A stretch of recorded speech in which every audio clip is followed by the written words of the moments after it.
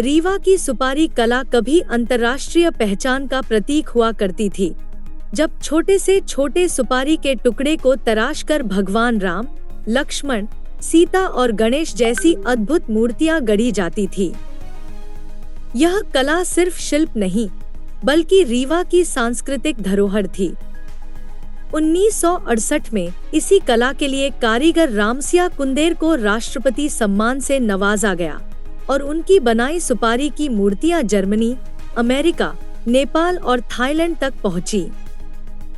रीवा आने वाले गणमान्य अतिथियों को यह कला हमेशा भेंट की जाती रही, चाहे देश के पहले राष्ट्रपति डॉक्टर राजेंद्र प्रसाद को 1961 में सुपारी की छड़ी दी गई हो, या फिर प्रधानमंत्री इंदिरा गांधी को 1969 में सुपारी की मूर्ति भेंट की गई हो। इतना ही नहीं, प्रधानमंत्री नरेंद्र मोदी को भी रीवा आगमन पर सुपारी की कलाकृतियां भेंट की गईं। इस कला की शुरुआत 1942 में हुई, जब रीवा के महाराजा को पान के साथ सुपारी दी जाती थी और वहीं से सुपारी को काटने तराशने की परंपरा ने जन्म लिया। धीरे धीरे सुपारी से बनी सिंदूरदानी, खिलौने और मूर्तियां रीवा की खास पहचान बन गईं। लेकिन आज चौथी पीढ़ी के कारीगरों के सामने सबसे बड़ी चुनौती आर्थिक तंगी और सरकारी उपेक्षा है। न तो प्रशिक्षण केंद्र हैं, न बिक्री के मंच। नतीजा यह कि नई पीढ़ी इस कला में रुचि नहीं दिखा रही और सदियों का यह हुनर अब लुप्त होने के कगार पर है।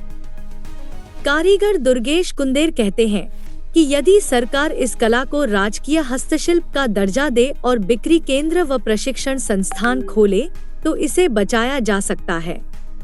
रीवा की जनता भी मानती है कि सफेद शेरों के बाद यदि कुछ विश्व स्तर पर रीवा की पहचान बनाता है तो वह यही सुपारी की कला है।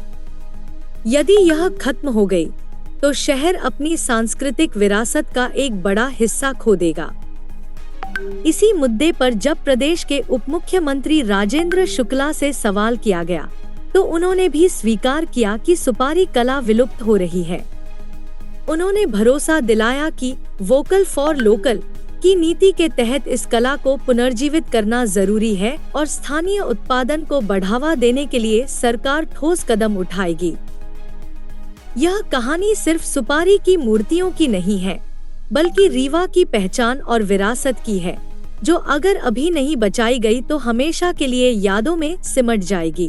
विलुप्त होते जा रहे हैं।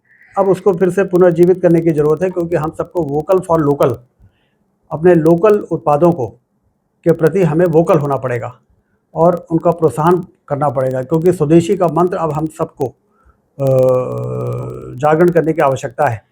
जिस तरह से देश और दुनिया की स्थिति है, अब हमें अपने देश के अंदर इतने कारीगर हैं, इतने स्वदेशी उत्पाद हैं, उनका उपयोग करने की आदत डालनी पड़ेगी। जब हम उपयोग करेंगे तो उसकी मैन्युफैक्चरिंग बढ़ेगी, मैन्युफैक्चरिंग बढ़ेगी तो स्थानीय लोगों को काम मिलेगा, और स्थानीय लोगों को काम मिलेगा तो बाहर से किसी भी चीज़ को आयात करने की हमको ज़रूरत नहीं पड़ेगी, और इससे देश आर्थिक रूप से मजबूत होगा।